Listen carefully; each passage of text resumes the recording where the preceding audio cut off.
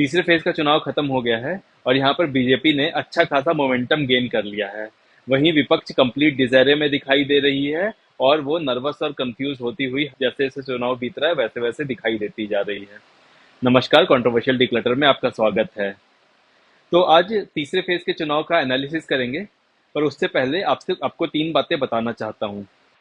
सबसे पहला कि ये चुनाव एक लंबा लॉन्ग ड्रॉन आउट चुनाव है। लगभग लगभग 2 महीने लंबा चुनाव है। 6 अप्रैल से शुरू हुआ है, जून तक चलेगा ये। और इसका कंपैरिजन हम एक टेस्ट मैच से कर सकते हैं। जैसे टेस्ट मैच में पांचों दिन जो टीम अपनी नर्व्स को पकड़ कर रखती है वही टीम जीतती है। उसी प्रकार से इतने लंबे चुनाव में भी वही होता है। सातों फेज में जो भी पार्टी अपनी नर्व्स को पकड़ के रखेगी और संतुलित तरीके से काम करेगी वही जीतेगी। अगर आप यहाँ पे बीजेपी को देखेंगे तो बीजेपी काफी संतुलित तरीके से काम कर रही है और जिस तरह से विपक्ष पे अटैक कर रही है, एग्रेसिव मोड में खेल रही है और ग्रेजुअली मोमेंटम बिल्ड करती जा रही है। जैसे जैसे चुनाव आगे बढ़ता जा रहा है बीजेपी का पलड़ा भारी होता हुआ दिखाई दे रहा है। वहीं विपक्ष की भी बात कर लेते हैं तो उनके बयानों से आपको उनकी स्थिति पता चल जाती है। कभी खड़गे जी बोलते हैं कि नहीं, ऐसा बिल्कुल नहीं है, जो राहुल गांधी ने कहा है वो वेल्थ रिडिस्ट्रीब्यूशन की बात नहीं कर रहे हैं। तो अगले दिन राहुल गांधी खुद आके उसका खंडन करते हैं कि नहीं, मैं वेल्थ रिडिस्ट्रीब्यूशन की ही बात कर रहा हूँ। कभी लालू यादव का वो बयान सुन लीजिए कि वो मुसलमानों को रिजर्वेशन देना चाहते हैं, फिर उसके बाद थोड़ी देर बाद आकर यू टर्न मान लेते हैं। उसके बाद सैम पित्रोदा के बयान तो आए ही जा रहे हैं जो कांग्रेस को किस तरह से डैमेज कर रहे हैं। और विपक्ष हर जगह पर वो बैकफुट पर ही दिखाई दे रही है और अपने आप को डिफेंड करती हुई दिखाई दे रही है। पूरी तरह से कंफ्यूज लग रही है और उन्हें समझ में नहीं आ रहा है क्या करें। और जैसे जैसे चुनाव बढ़ता जा रहा है उनकी ये कंफ्यूजन और बढ़ती जा रही है और इस सब का खामियाजा विपक्ष को बहुत बुरे तरीके से भुगतना पड़ेगा। और ऐसा क्लियर दिख रहा है कि भाजपा एक बड़े विन की तरफ बढ़ रही है। अब दूसरी बात कर लेते हैं वुमेन वोटर्स के बारे में। तो उससे पहले आपसे अनुरोध रहेगा कि वीडियो को लाइक और चैनल को सब्सक्राइब जरूर कर लें। इससे हमें ढेर सारा मोटिवेशन मिलता है, आगे वीडियो बनाने का हौसला मिलता है। हो सके तो एक्स पर मुझे फॉलो भी कर लें, लिंक मैंने डिस्क्रिप्शन में दिया हुआ है। तो ये दूसरा लोकसभा चुनाव रहेगा जहां पे वुमेन वोटर की संख्या निरंतर बढ़ती जा रही होगी और ऐसा पहली बार हो रहा है। और आप इन जनरल देखें तो अगर वुमेन वोटर की संख्या बढ़ती है तो भाजपा को उसका लाभ मिलता है। 2019 के चुनावों में आपने देखा होगा बीजेपी की सीटों की संख्या 283 से बढ़ के 303 हो गई थी और वहीं पे वुमेन वोटर का प्रतिशत 2% बढ़ गया था पिछले बार। इस बार भी कुछ ऐसा ही ट्रेंड चल रहा है और वुमेन वोटर की संख्या बढ़ रही है। इसका एक अपवाद के तौर पे आप मान सकते हैं वेस्ट बंगाल का 2022 का चुनाव, जहां पे वुमेन वोटर्स ने बढ़ बढ़कर टीएमसी के लिए वोट किया था, जिसके कारण से बीजेपी वो चुनाव हार गई थी। हालांकि वेस्ट बंगाल की ज्यादा बात मैं नहीं करूंगा, पर इस चुनाव में वो स्थिति नहीं है। संदेश खली के मुद्दे के बाद वेस्ट बंगाल में स्थिति पूरी तरह से बदल चुकी है और वहां की औरतें पूरी तरह से टीएमसी के खिलाफ हो चुकी हैं और बीजेपी के पाले में आ चुकी हैं। तो इस बार वेस्ट बंगाल में भी एज अ थंब रूल, अगर औरतें ज्यादा बाहर निकल रही हैं तो बीजेपी को इसका बड़ा फायदा होगा। ठीक है। और तीसरी बात, वोट परसेंटेज की बात। तो जिस तरह से लग रहा है कि भाजपा मोमेंटम गेन कर रही है उस तरह से ही लग रहा है कि जनता भी मोमेंटम गेन करती जा रही है। तो तीसरे चुनावों में आप देखेंगे आंकड़े तो लोग ज्यादा बाहर निकल कर आए और पिछले बार की तुलना में इस बार ज्यादा वोटिंग हुई है। तो पहले फेज में अगर आप देखेंगे तो थोड़े बहुत कम हुए, दूसरे फेज में भी थोड़ा बहुत कम रहा और तीसरे फेज में वोटर की संख्या बढ़ गई और पिछले बार से ज्यादा वोटर आ गए। और ऐसा लग रहा है कि अब जनता भी चुनाव के लिए उत्साहित हो गई है और अच्छे तरीके से चुनाव में भागीदारी लेने के लिए तैयार है बाकी के फेजेस में। तो अब बात करते हैं थर्ड फेज के सीटों की। तो सबसे पहले कर्नाटका से शुरू करते हैं।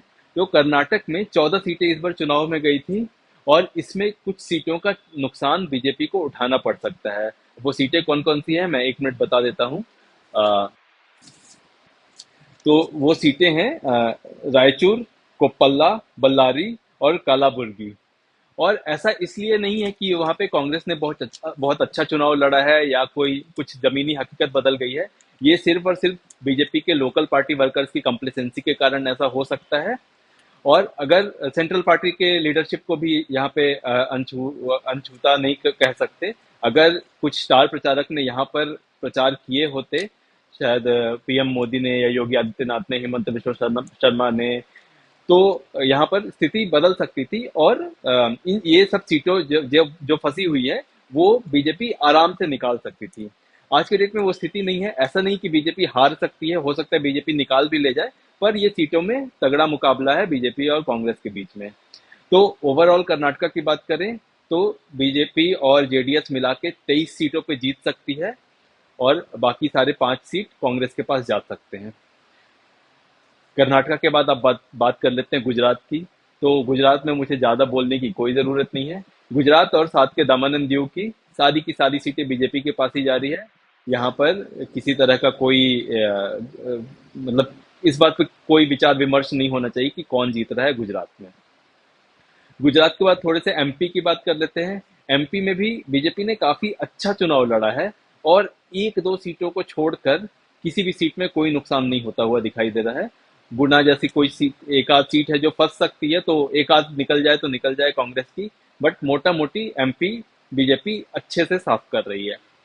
छत्तीसगढ़ में भी यही स्थिति है। छत्तीसगढ़ में जो कांग्रेस पिछले बार जहां से कुछ सीटें निकाल पाई थी, इस बार वो भी नहीं हो पा रहा है, और बीजेपी सारी सीटें साफ साफ जीतती हुई दिखाई दे रही है। और ये बात का अंदाजा आपको ये पिछले असेंबली इलेक्शन से आप लगा सकते हैं। छत्तीसगढ़ में जहां पे वहां के लोकल ट्राइबल पॉपुलेशन ने भाजपा के लिए बढ़ चढ़कर वोट किया था, और वो स्थिति यहाँ पर बिल्कुल इस चुनाव में भी रिपीट होती हुई दिखाई दे रही है। इसके पहले 2019 की बात करें तो ट्राइबल वहां पर कांग्रेस के साथ चले गए थे, जिसका नुकसान बीजेपी को उठाना पड़ गया था। और इस बार जो कांग्रेस के जो पूर्व चीफ मिनिस्टर हैं भूपेश बघेल, वो भी अपनी सीट हार रहे हैं, ऐसा साफ साफ लग रहा है। और छत्तीसगढ़ के बाद आखिरी राज्य की बात करेंगे, उत्तर प्रदेश की। तो उत्तर प्रदेश में बीजेपी ने जो चुनाव लड़ा है, मतलब इस बीजेपी की जो मोमेंटम यूपी में बन गई है, ऐसा लग रहा है कि आगे सारे फेजेस में वो अजेय हो चुकी है। इवन मायापुरी की सीट, जो कि डिम्पल यादव, अखिलेश यादव की वाइफ जो चुनाव लड़ रही हैं, उनकी सीट भी खतरे में है, और समाजवादी पार्टी के लोग इधर उधर कंप्लेन करते सर पीटते हुए घूम रहे हैं कि क्या करें, इस तरह की वोटिंग हुई है। मैं ऐसा नहीं बोल रहा हूँ कि मायापुरी की सीट बीजेपी जीत जाएगी, पर समाजवादी पार्टी की वो सीट फंस चुकी है। और इसके साथ यूपी में भी बहुत अच्छा परफॉर्म किया है बीजेपी ने, और काफी अच्छी सीटें निकाल कर ला सकती है। और अभी तो कुछ फेजों का चुनाव बचा हुआ है, पर बीजेपी की सीटों की संख्या यूपी में बढ़ने वाली है, इस बात की गारंटी है।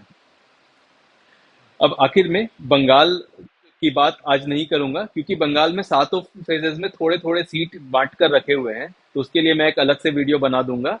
पर अगर मोटे तौर पर एक समरी करें तो ऐसा लग रहा है कि कांग्रेस ने जो पहले दूसरे फेज में जो भी मोमेंटम बनाया था, उसको वो पूरी तरीके से खो चुकी है, और बीजेपी ने अपना एक अच्छा मोमेंटम बना लिया है, और इस चुनाव में एक बड़े विक्ट्री की तरफ बढ़ रही है। नमस्कार।